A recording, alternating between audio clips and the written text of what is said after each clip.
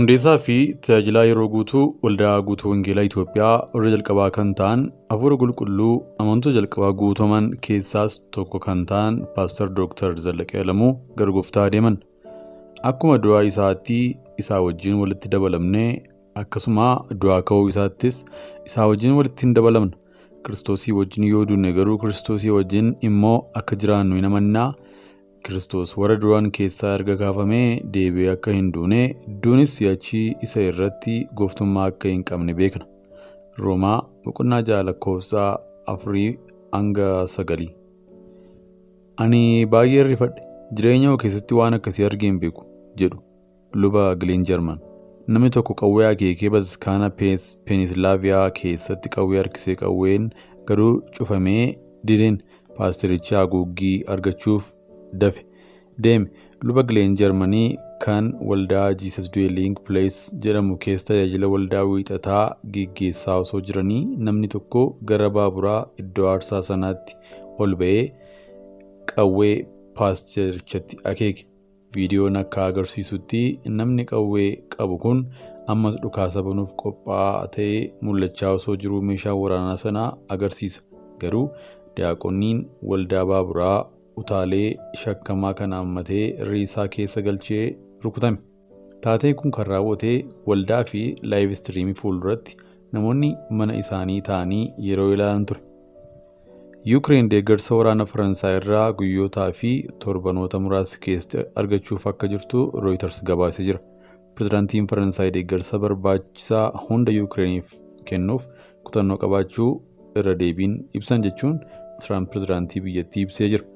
Jalqaba pirezidaantiin Faransaay Emmanuel Macron bilbila gita isaanii kan Yuukireen Volodymyr Zelensky waliin bilbilaan mari'atanii jiru. Emmanuel Macron haleellaa Raashiyaan naannoo Kaarvin jedhamutti cimsitee balaaleffachuu AFP'n gabaasee jira. Filisxeemonni 100,000 lakkaa'aman torban tokko keessatti yeroo qe'ee isaanii irraa baqatanitti taankonni Israa'el magaalaa kibba Gaazaatti argamtu keessaa gad fuulaan namoonni beela'aniiru sodaa keessa jiru. Akkasuma lallaafaniiru jechuun dhaabbata biyyoota gamtoomaniitti ejensiin Filisxeem UNRWA'n beekse. Waraanni Israa'el Bahaa Raafaa keessatti maadhee shororkeessitootaatu jira jedhu irratti xiyyeeffachuu akka itti fufu beeksise. Bakka kana namoota miiliyoona 1 ol ta'anitu qubatee keessa jiraata.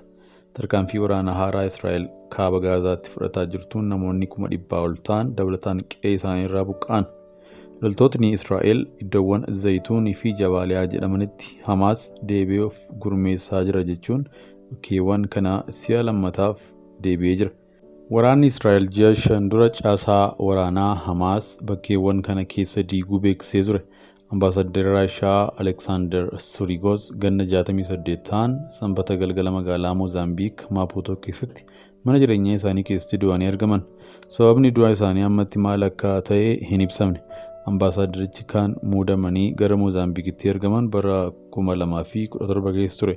Pirezidaantiin Moozaambiik Filiipeeniiyuus gadda guddaa isaaniitti dhaga'ame ibsanii dippiloomatii ga'umsa guddaa qaban akka dhaban himani. Miidiyaan mootummaa Chaayinaa akka gabaasetti pirezidaantiin Raashiyaa Vilaadimiir Puutiin gaafa caamsaa 16-17 Chaayinaa daawwachuuf jedhu. Kana dura onkololeessaa 2023 keessa Chaayinaa daawwatanii turan. Erga ji'a bitootessaa keessa irra deebiin pirezidaantiin Raashiyaa ta'uun erga filatamanii as daawwannaan gara Chaayinaa taasisan kun kan jalqabaati. Erga biyyootni lixaa qoqqobbii dinagdee jabaa Raashiyaa irraa ka'anii booda Chaayinaa michuu dinagdee cimtuu Raashiyaa taateetti. Ameerikaan ammoo Chaayinaan meeshaalee waraanaa Raashiyaan waraana Yuukireen irratti fayyadamaa jirtu dhiyeessitiif jechuun komatti. Antoonii Bilinkan Chaayinaan gocha ishee kana hin dhaabdu taanaan tarkaanfii barbaachisu fudhannaa jedhan. Chaayinaan erga waraanaa ololaa as waan nageenya biyyoota Awurooppaatti yaaddoo ta'ee gargaaraa jirti jedhan. Humni ittisa Raashiyaa naannoo Kaarviv keessatti magaalaa Buhurbaatkaa jedhamtu qabachuu hime. Magaalaan kun ammoo humnoota waraana Raashiyaatiin marfamtee jirti. Humni waraana Raashiyaa Yuukireen keessa seenuun gara qixaa lamaanii bakka diinni qabatee jirutti seenaa jira jedhe. BBC'n humni waraana Raashiyaa magaalittii qabachuu qaama walabaa irraa hin mirkaneessine. Raashiyaan jalqaba waraanni ishee gara magaalaa Voyinsiikii seenuu jalqaba ibsite. Magaalattiin daangaa kaaba bahaan gara magaalaa guddoo lammaffaa Yuukireen Kaarviitti dhiyaattee argamti. Yuukireen ammoo humna diinaa duubatti deebisneerra jechuun ibsite. Deeggarsi waraanaa Ameerikaa gara Yuukireen dhufuuf karaarra jira jedhanii Bilinkan. Ministeerri Haajaa Alaa Ameerikaa Antoonii Bilinkan Kiivitti Pireezidaantii Zeelenskii waliin yeroo wal argan deeggarsi waraanaa Ameerikaa karaarra jira, gariin ammoo as ga'eera, kan caalus dhufaa jechuun itti himan. Dabaluunis weerara Raashiyaan taasisaa jirtuuf garaagarummaa guddaa uuma jedhan Bilinkan. Deeggartoota Yuukireen biroo wajjin dirree waraanaa kanarratti akka milkaaniif dhufuuf kutannoon hojjenna jedhan. Seeniitiin USA wixinee seeraa Yuukireeniif deeggarsa meeshaa waraanaa doolaara biiliyoona 61 kennuuf sanbata darbee miseensota mana maree bakka bu'ootaa uummata biyyattiin raggaasifame kibxata raggaasise. Deeggarsi kunis olaantummaa dirree waraanaa gubbaatti humnootiin Raashiyaa argatan dhaabsisuuf Yuukireeniif misaayilotaa fi meeshaalee waraanaa biraa dhiyeessuuf fayyada. Israa'el daa'ima ol deemaa haala suukkanneessaan ajjeesuu isheef yakka waraanaan himatamte. Taateen kun kan raawwate bara darbee Weest Baankitti ture. Garuu akkaataan itti ajjechaan raawwate fokkisaadha. Gaafa 29/2023 ijoolleen ol deemuun Filisxeem bakka itti walga'anii taphatan dhaquuf wal qabatanii karaarra osoo deemanii ijoolleen dhiiraa 2 dhukaasa loltoonni Israa'el irratti bananiin karaa irratti kukkufan. Ijoolleen kunneen 2 taphatanii hin quufne. Tokko Baasil ol adeemaa ganna 15 yoo ta'u, inni kaan ammoo kan umuriin ganna 8 Adam jedhamudha. Bakka jaarraa walakkaa oliif Israa'el jala jirtu Weest Baank keessatti guyyaa ijoolleen 2 itti ajjeefaman sana maaltu akka ta'ee fi akkamitti ajjechaan kun akka raawwate BBC'n qorannoo gad fagoo gaggeessee jira.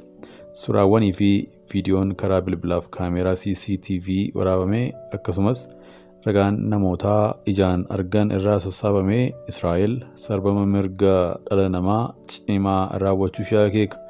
Ragaan BBC'n argate kan kanaan dura raappoortarii mirga namoomaa fi farra shororkeessummaa UNB'n Saawul Duutii Adam yakka waraanaa ta'uunsaa waan hin oolledha jedheen kan wal fakkaatudha. Humni waraanaa Israa'el gamasaan haalli ajjechaa sun itti raawwate qoratamaa jira jechuun kallattiin dhukaasaa fayyadamuun yaaddoo amansiisaa namatti dhufee ofirraa qolachuuf yookaan filannoowwan biroo erga hojiirra oolchanii bu'aan dhabamee booda nama to'annoo jala oolchuuf jedhe. Keessumaa erga Hamaasiif Israa'el gidduutti lolli eegalee Weest Baank keessatti haleellaan dabalaa dhufuurraa kan ka'e lammiileen Filisxeem meeshaadhaan sodaachifamuun Weest Baank keessaa ba'uun gara Yordaanos akka dhaqan akkasumas reeffi hidhataa Filisxeem mummuramuu akka hin oollee BBC'n ragaa argatee jira. Gaafa ijoolleen Filisxeem 2 ajjeefaman sana loltoonni Israa'el konkolaataa waraanaa 6 dhufanii meetira 100 wayii fagaatanii konkolaataa dhaabuun gara ijoolleetti qajeelan. Ijoollonni hedduunis kana arganii jalaa dheessan. Viidiyoon moobaayiliin waraabame irraa akka mul'atutti konkolaataa waraanaa dhaabbatee baname. Yeroo kana Baasil daandii walakkaatti ba'uu sardamee dheessuu eegale. Adam ammoo loltuu Israa'el irraa fageenya meetira 12 kan hin caallee fagaatee jira. Innis dheessuu eegale. Loltuun konkolaataa keessa jiru tokko fuulaan arga. Gidduudhuma kanatti sagaleen dhukaasaa si'a 11 dhagahame.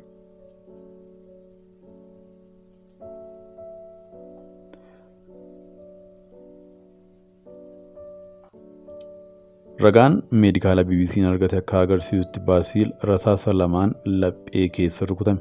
Adam daa'imni ganna 8 osoo fiiguu rasaasni duubaan mataa keessa rukute buleessi isaa ba'aan isa baraaruuf harkisus lubbuu isaa oolchuu hin dandeenye.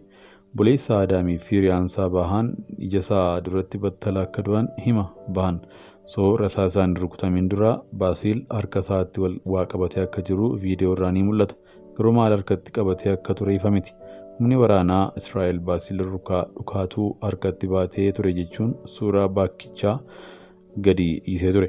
Ragaa bakkichaa argate BBC'n ogeeyyiin loogii hin qabne garaagaraa qorattoota yakka waraanaa fi farra shororkeessummaa akkasumas ogeeyyii UN fi qaamolee biroo waraba ta'aniif qoodeera.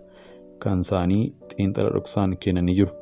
Raappoortarri mirgoota namoomaa fi farra shororkeessummaa UNA kan ta'e Ben Saul Adam ilaalchisee soodhuma waan dhuka'u qabatee jiraateeyyuu kallattiin itti dhukaasuun seera namoomaa idil-addunyaa cabsuu akka ta'e amana.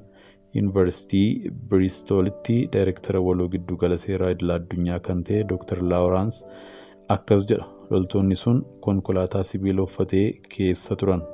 Osoodhuma yaaddoon jiraateeyyuu dhukaasa kallattii fi humna waliin madaallee kan seera idil-addunyaa cabsu dalaguurraa irraa siqanii akkaataa itti to'annoo jala oolchan karoorsuu qabu. Filisxeemonni kanaa booda akka kanaan duraatti loltoota Israa'el waliin hariiroon qabaatan fayyaalessa ta'a jedhanii yaaduun gowwummaa yookaan wallaalummaa ta'a.